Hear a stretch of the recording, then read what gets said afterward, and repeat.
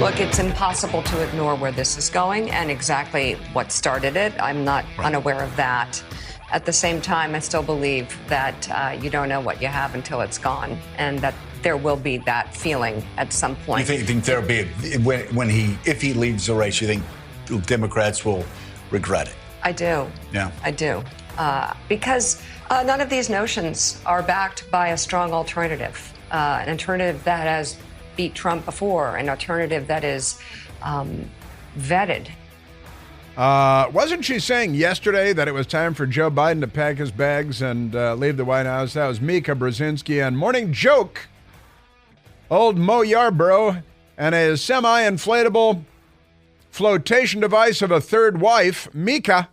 And on Morning Joke today, yesterday they were saying he's got to go. Today they're saying, oh no, Joe's going to stay.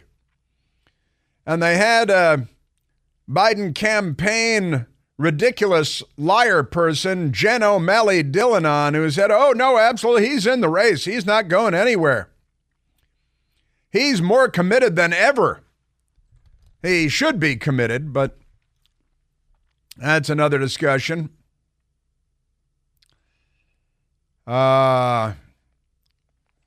Democrats, they're mentally unwell. They truly are mentally unwell. And also there's, I got a little bit of update on the President Trump shot 6 days ago. We all saw him when he was going off stage, and the blood from his ear and so on. And there are a couple of details have emerged having to do with the gunshot wound that President Trump suffered last Saturday, 6 days ago. You know, he's wearing the bandage on his ear, and he has been. And a lot of people at the convention started wearing white gauze patches just like his on their right ears, taping them to their ears, wearing them under their MAGA hats and so on, as a show of support and simpatico. But Eric Trump, son of President Donald John Trump, was on talking to CBS from Milwaukee. It was actually night before last, and he said that the president does not have stitches, no stitches. Called it a nice flesh wound, Laura Trump, who is Eric Trump's wife, and she's also co-chair Republican National Committee of the RNC, right?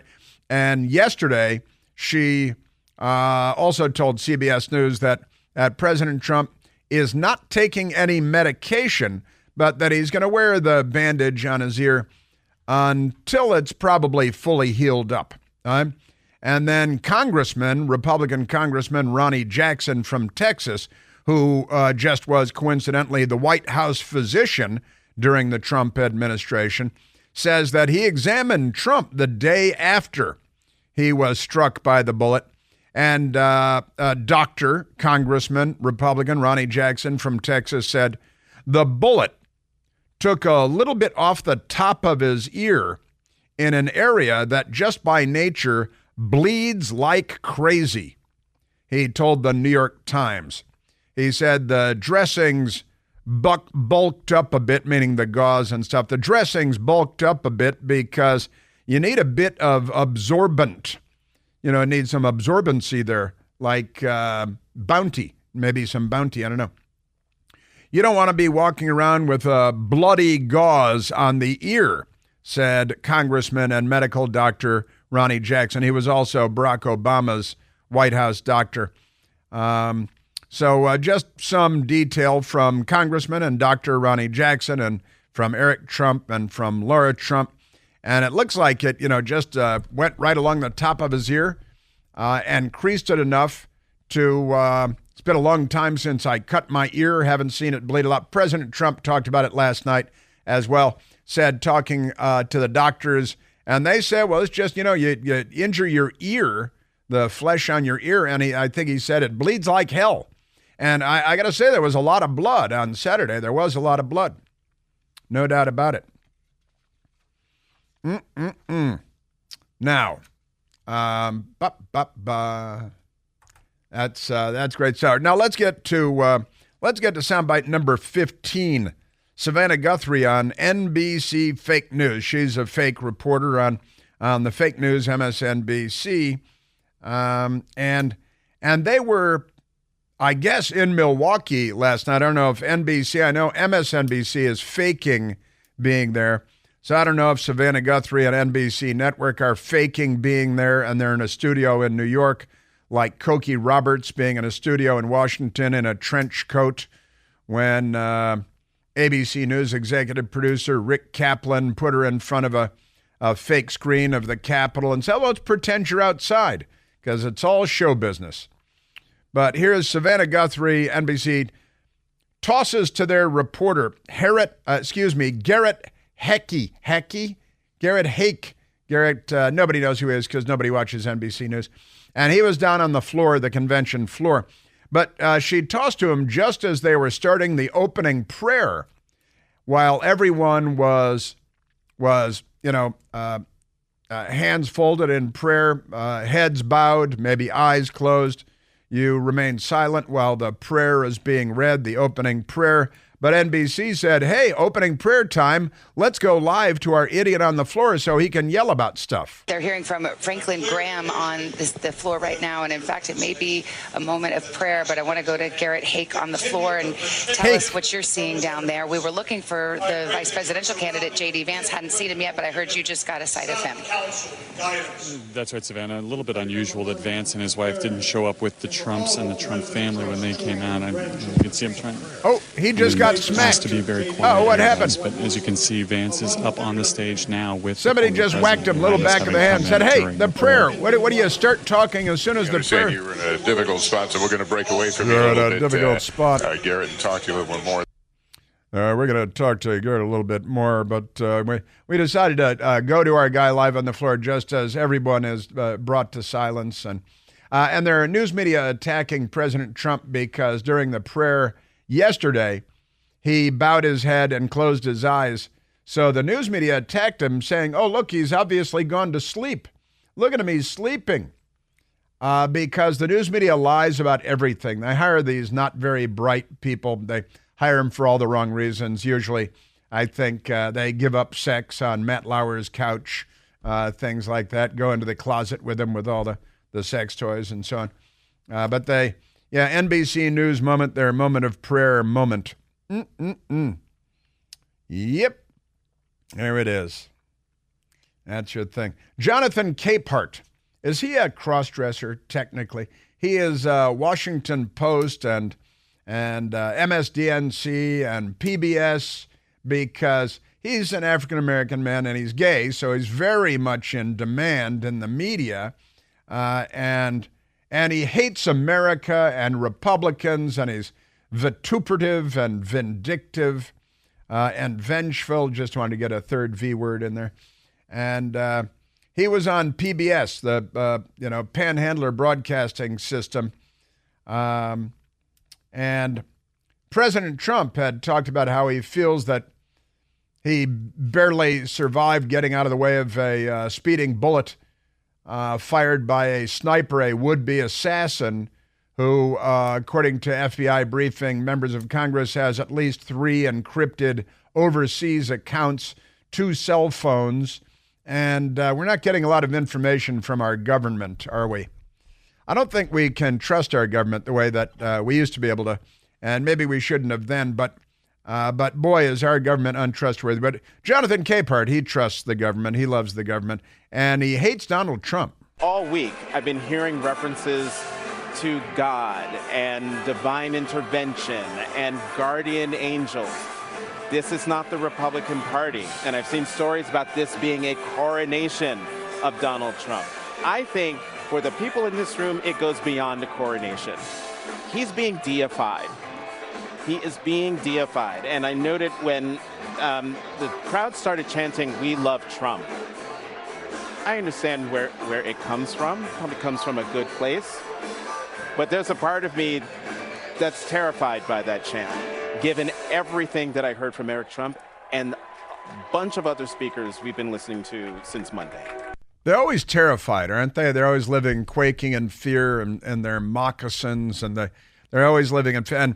And wasn't it Barack Obama who said this is the moment that the earth began to heal and the rise of the oceans began to slow? And you guys cheered like delirious, delusional, LSD-rich teenagers at Timothy Leary concert. You know, I mean, honestly, you people have deified Greta von Thunberg and David Hogg and Hillary Clinton and certainly Barack Hussein Obama. This was the moment when the rise of the oceans began to slow and our planet began to heal. This was the moment. As the ocean began to heal, and the crowd is going wide. They were delirious. Their uvulas were bouncing from left to right. They couldn't get enough of Barack Obama with slowing the rise of the oceans, and the world began to heal. Now that's religious cultism. That's Jonestown line up for the Kool-Aid stuff. You guys are the cultists. Just to be clear, Jonathan Capehart. President Trump turned his head and missed a sniper's bullet by this much just 5 days prior, and he feels fortunate. I hope, Jonathan Capehart, that you never experienced the same thing in the streets of Washington, D.C. Oh, speaking of which, in my Washington Post today, I have my Washington Post, so I have it delivered. They have the A sectional in front and then the Metro sectional, depending on which sectional you prefer. And the Metro sectional front page lead story, killings top 100 in D.C. for 2024. Yeah, it's like a celebration. Celebrate good times, come on. 2 fatally shot, comma, it's actually a semicolon, toddler injured. And they report on this like it's good. Pace of homicides has slowed from 2023 spike. I think they're encouraging the Democrats to get the numbers up again because they're slacking off over here. Something like that. And they have 3 people typing this up. A shooting Thursday in southeast Washington left 2 men dead and wounded a 2-year-old girl out for a walk with her daycare, pushing D.C.'s homicide count past 100 and leaving a community shaken as it contends with an outburst of violence that put children's lives at risk. Normally, Democrats like to abort children. Therefore, no problem getting shot when they're 2 because they already killed him. They killed him early. Man was also injured in the attack, which occurred shortly before 11:30 a.m. Almost lunchtime. Let's go shoot some people at the intersection of 22nd and Savannah Streets Southeast. Now, near a nail salon and 2 restaurants. I thought it was a food desert. And honestly, last year, it's down a little from last year. But they don't mention real quick that last year, the number of murders we had in Washington, Joe Biden was at a 25-year high. I think it was a 26-year high, actually, but more than a quarter of a century. And so the Washington Post on pace, but not quite with last year because, Democrats. You know who shot those people? Democrats. Police are looking for Democrats in the shooting. 119 people shot over the 4th of July weekend in Chicago. It was 109 people shot over the 4th of July weekend in Chicago. 19 were killed, all by Democrats. Democrats should not be allowed to own guns. It should be a ban. If you're a registered Democrat, really, if you're not a registered Republican, maybe independents should be allowed to own guns too, but not Democrats. They're too dangerous in the hands of Democrats. Stop shooting people, including Donald Trump. The financial world is an ever-changing place these days. It's time to consider how to adapt. We just saw a seismic shift happened in the global financial world when Saudi Arabia declared it might exit the petrodollar system. Now, for 3/4 of a century, the petrodollar agreement has helped to maintain the U.S. dollar as the world reserve currency, but that era may be over with Saudi Arabia making this move and Joe Biden at the helm. In times of major economic transition, a lot of investors look to diversify with what we call tangible assets, like gold. Gold, with its history as a safe harbor, may become the go-to option for investors looking for growth potential and to make sure your money is safe. That's why I recommend calling Advantage Gold, the great people at Advantage Gold. At Advantage Gold, they're the experts in precious metals, and they can help guide you through these difficult and uncertain times. So give them a call today at 844-368-9797. You're going to get a 100% free 2024 gold and silver kit. It's a great guide. Plus, mention this ad. Mention that you heard it here. You may qualify for a $1,300 bonus. The financial landscape has already changed radically. Make sure that you're prepared. Write this number down now. 844-368-9797. 844-368-9797. Performance may vary. You should always consult your financial and tax professional. Yeah. Our media, the most corrupt institution in America. And Democrats, stop shooting people. Please, I'll say please, stop shooting people.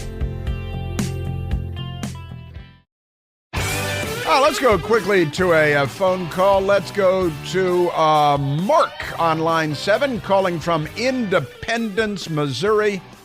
Mark, you're on the Chris Plant Show. Thanks, Chris. You just said it again. The media is the most corrupt entity in the country. And I did an experiment last night. I don't normally watch the mainstream news, but I watched ABC. And as you also talked about CNN earlier, they're just obsessed with trying to tell us that President Trump lies all the time. And you nuked that earlier guy on the wars, but ABC, they came right out of the President Trump speech, and they were breathless going to the lies. They said, you just talked about the crime in D.C. They said President Trump lied about crime being way up. And, of course, they said it was down, but they lied. They don't report that the FBI doesn't even report much of the crime. Yep. And they also lied. They said President Trump lied on immigrants taking jobs.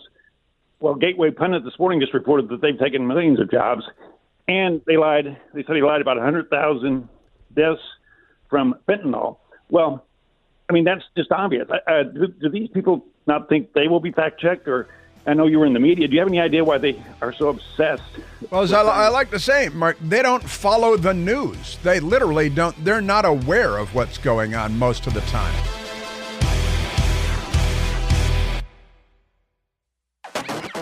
And I tell you what, this whole scene of the crime in Pennsylvania, where President Trump was shot by the sniper and missed by that much, a fatal shot missed by that much. And now we're hearing all kinds of, and I've been sharing some of this stuff with you over the last couple of hours, online activity, encrypted platforms, 3 different encrypted platforms, overseas encrypted platforms, a second cell phone that the FBI eventually, days later, found at his home, 27 contacts in that.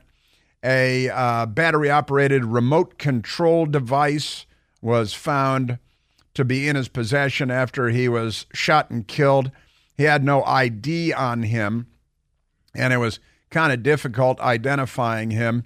They photographed him and his dead body, and they tried to use facial recognition programming to get his identity, and that didn't work, perhaps because his face was a little bit contorted after taking a rifle shot through his left cheek, coming out behind his right neck. But this remote control device, there were reports that there were bomb-making materials found at his home, and there are also reports that there may have been an explosive device or explosive devices at the scene of the crime, that may go with the remote control device that he had in his possession. What kind of remote control? Well, an electronic remote control device. Think of like a garage door opener, right? I mean, there are remote controls for everything, for your Bose wave radio and for your garage door and for just about everything. There's a remote control device these days. And the guy, the would-be killer, well, he did kill the would-be political assassin, Thomas Matthew Crooks, 20 years old. This is becoming more and more curious, and we're also told simultaneously that there is an Iranian plot, because they're very upset that President Trump had one of the world's leading terrorist murderers, Qasem Soleimani, killed in a drone strike because he was responsible for killing hundreds of Americans in Iraq, a country where they were not at war, the Iranians. But never mind that. So the Iranians have a plot underway to assassinate, and that's the correct word, President Trump. Then this 20-year-old shows up. He's got bomb-making materials, and now I'm hearing, and there are reports, and everything's still a little sketchy. And as I said earlier, we're going to hear a lot of stuff because there's a lot of stuff flying around. And later on, some of it will turn out to be true, and some of it will turn out to be false. And even later on, when some of it turns out to be true and some of it turns out to be false, it may be true and it may be false, and then again it may not, because we're lied to an awful lot. Because we're more and more like the Soviet Union every day, because there are so many leftists in the machine. You know, the machine. But the gunman did have the remote control device, bomb-making materials at home. That's been reported. And now I'm hearing that there may have been actual functional, improvised or homemade explosive devices at the venue. And it's unclear whether the creepy Crooks had pre-positioned his rifle before making his way to that roof, and the local police had a SWAT team there, but as I understand it, they had a SWAT member in the roof that Crooks was on. It sloped, and the head of the Secret Service said, well, we wouldn't, it could be unsafe to have grown men on a roof that sloped like any street in Washington, D.C., and not as much as any street in San Francisco. Wouldn't want to walk on a sloped roof.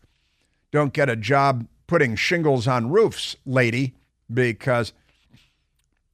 But my understanding is that one of the members of the local police SWAT team was inside that building. And when I say inside that building, that's a little tricky.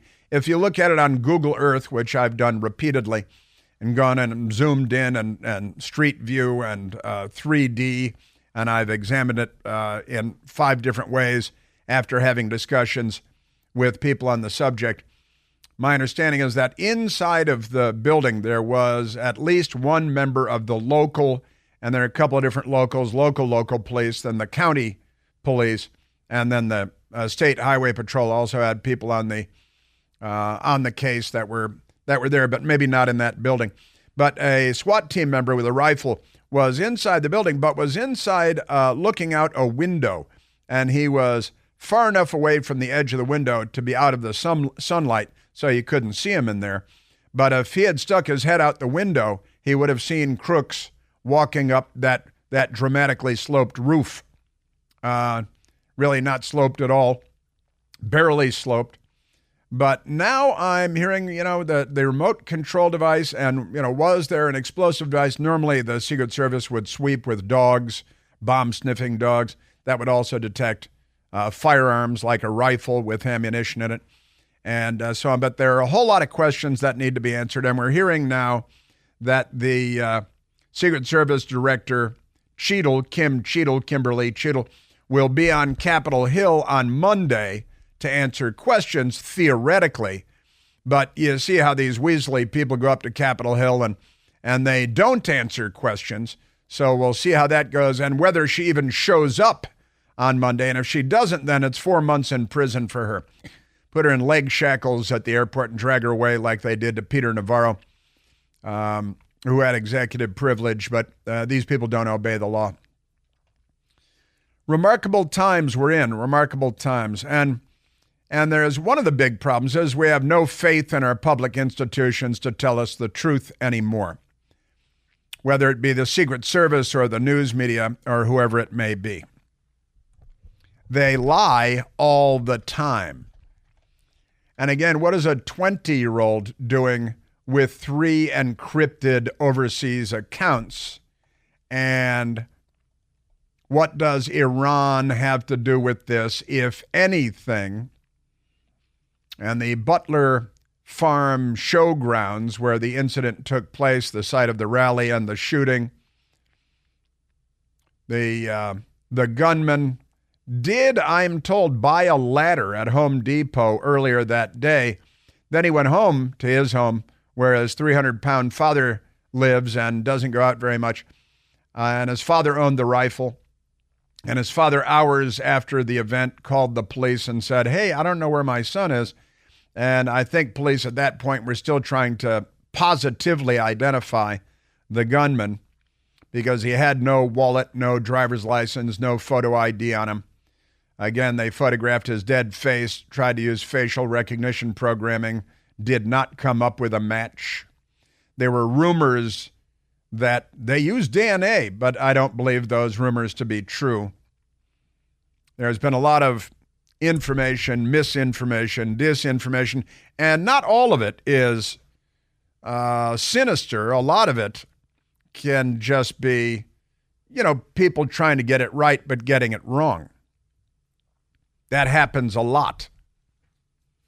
But there was this emergency services unit of county and town police, and they did have at least one guy, and I think as many as 3 guys inside the building. But again, I stopped explaining. If you look at Google Earth and so on, the building where he was on the roof is connected to 2 or 3 other buildings. They're all kind of low-level buildings, 1 or 2 stories.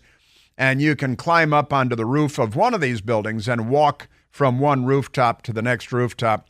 There are kind of like Quonset hut materials, the corrugated metal materials that are used they're fairly flimsy, like, buildings. They're not, you don't want to live there.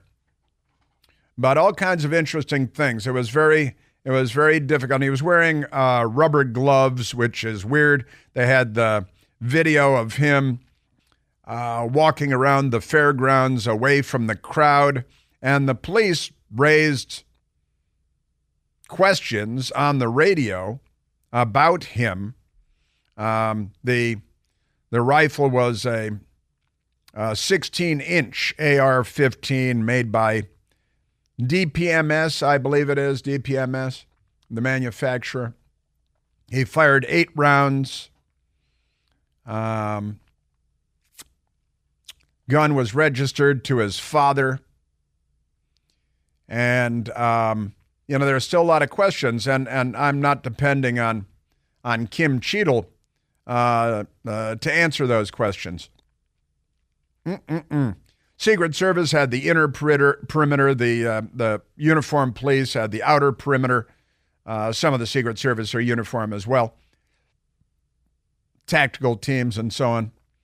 But a lot of interesting stuff. At 5:14 p.m., the police were radioing about the suspicious figure, the suspicious character. He was outside the fence line, then he's inside the fence line, then he's on the roof of this building. Where were the local police? But they reported at 5:14 a suspicious individual. The suspicious individual backed against the wall of one of these low-rise buildings and was out of sight, but the local police were squawking back and forth on the radio to look for this guy. A local police officer on foot went over to try to identify the guy. He was told that he went into the kind of a courtyard between a couple of these low-rise buildings. And the police officer went in there and said, "Nope, he's not here." But there's only one way to get out, and the police officer went in that way. So it's apparently at that moment when the 20-year-old went up on the roof of the building. Did he have his rifle then with him, on him? Disguised, disassembled, all kinds of interesting stuff that has yet to be answered. Why were there no police on the roof? Local police said they were short-staffed. They didn't have enough people to put a squad car with a guy in it, an officer in it, outside the building. But he hid. He secreted him. Hid himself a little bit, and then he made his way up to the roof and got by the local police. But they had there are varying reports that a suspicious character was reported 1 hour before, 30 minutes before, 20 minutes before. But I've got the radio call on the local police. Suspicious individual came out at 5:14 p.m. Why weren't the local police posted up where they would have seen him coming and going? Well, these are the questions that hang that need to be answered, right? A lot of questions yet to be answered about all of that. And these are the big stories of our time. Of course, the Republican National Convention wrapping up in Milwaukee, Wisconsin last night. President Trump and his 93-minute speech accepting the nomination. The news media savaging him no matter what. In fact, we got another one attacking him for mentioning Jesus, right? Don't we? Which one was that, Michael, that was attacking him for mentioning Jesus? Oh, it was Joy Behar this morning because President Trump feels that it was an act of God that he turned his head, that he leaned forward, that the bullet missed him by that much. And he feels it was divine providence, as do many.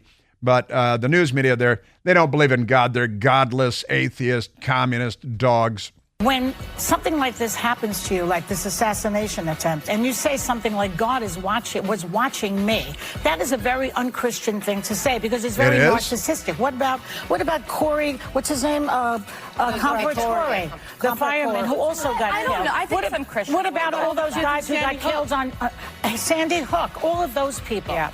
It's God that's was related. Watching me and not watching them. There's something very disturbing. God should have pulled the plug on that mic yesterday. That's our media, honestly. That's actually Joy Behar on The View this morning. They're having another mental meltdown, which is a daily ritual for these people. So a lot of information is still remains unanswered. And again, he went to Home Depot that morning. He did buy a ladder. He didn't apparently bring it to the scene of the crime. He had a range finder, the kind you might use on a golf course. We've talked about a lot of this stuff, but not all of it. And there are still a lot of questions that need to be answered that haven't been asked. And one of the reasons is that the FBI director has not held a press conference, and she should be fired, Kimberly Cheadle. But now she's scheduled to show up on Capitol Hill. Look what I've done to the clock again. On Capitol Hill on Monday. And so that the convention wrapping up last night, the attempted assassination less than a week ago, our corrupt media, our filthy, awful, horrible, corrupt, anti-Christian, bigoted, racist media. I just threw in racist because, it fits. Amazing stuff. And the next question, is Joe Biden stepping down? Is he going to leave? On Morning Joke this morning, they've done a 180. Yesterday, they were like, oh yeah, Joe Biden's got to go. Everybody says he's got to go. Wait till you hear what they said today.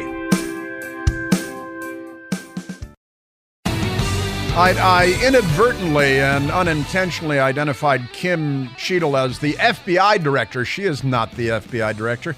She's the director of the United States Secret Service, and I apologize for that to the FBI and the Secret Service, but not to Kim Cheadle. Also, we've got 4 more Democrat members of Congress have released a joint statement calling on Joe Biden to drop out. No, it's actually step aside. That's the correct terminology. We must defeat Donald Trump. They said, if only they had felt this strongly about defeating the Viet Cong and the North Vietnamese, but they didn't. On Morning Joke this morning, they had a Biden campaign person, Jen O'Malley Dillon. Absolutely, the president's in this race. You've heard him say that time and time again. And I think we saw on display last night exactly why, because Donald Trump is not going to offer anything new to the American people. What? That's a good one. So no, Joe Biden's, he's in it to win it. Joe Biden is more committed than ever to beat Donald Trump. He should be committed. We believe on this campaign we are built for the close election that we're in, and we see the path forward. The president is the leader of our campaign and of the country, and he is clearly, in our impression and what we've built and in our engagement with voters, he is the best person to take on Donald Trump and prosecute that case and present his vision versus what we saw last night. Given that Jen O'Malley Dillon and her fellow travelers are the Soviet Union alive and well in America, you can assume that they're lying. We know we have work to do, but we have work to do that is very clear and a path forward. We have multiple pathways to victory, and we can do that by really reaching these voters. Yeah. But, since they lie about everything, it doesn't matter. The reports he's going to drop out by Sunday or by Monday or whatever. We're running out the clock, but maybe a real quick call from Margot in Illinois. Margot, you are on the Chris Plant Show. Hi, Chris. Hey, I just want everyone to recall that last week Joe Biden said he would only quit if he heard from the Almighty. And I wondered, if God would answer. So God that's a great point. Good, the pure and the miraculous. Not cancer, accidents, and snipers. Those are the province of the devil. But I think God clearly showed us his will when he protected Donald Trump. That is wonderful, Margot. What a great note to wrap up our show on today on this Friday. After such a dramatic and amazing and historic week that we have just endured. Margot, thank you so much. Yeah, you're right. Joe Biden, if President Trump says, a bullet misses his brain by this much, and he says he thanks God, and on The View and the media, they attack God and Donald Trump at the same time while they worship Satan. But Joe Biden says, the Almighty or Barack Obama, when they come to him, that's when he'll drop out.